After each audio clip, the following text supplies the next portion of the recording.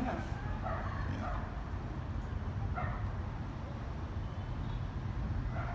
Where all three of them go. There was three of them a minute ago. I know. Well, one is up on top way high, and then these two. And then there's one low. There's only two. No, I see the one up. Okay. It's behind the cloud now. That is weird. Hey Josh, you want to see some UFOs, babe? Josh, come here.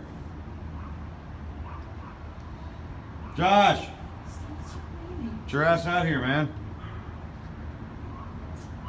Oh my God. Today.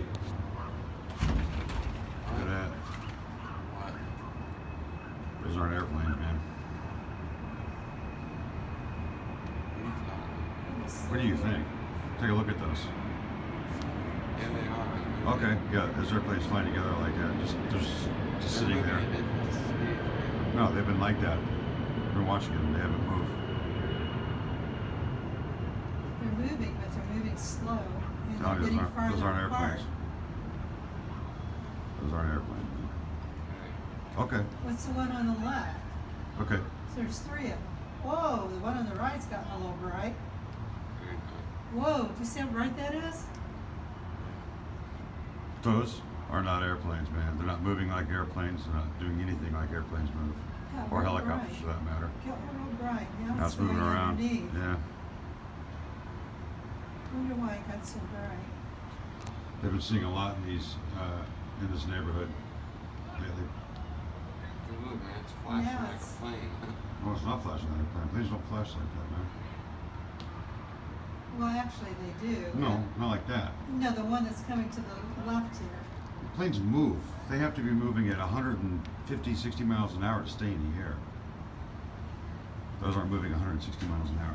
What's the shape look like to you? It almost looks to me like it. Well, And then it just fucking disappeared. Look. that's a cloud, though, isn't it? I don't know.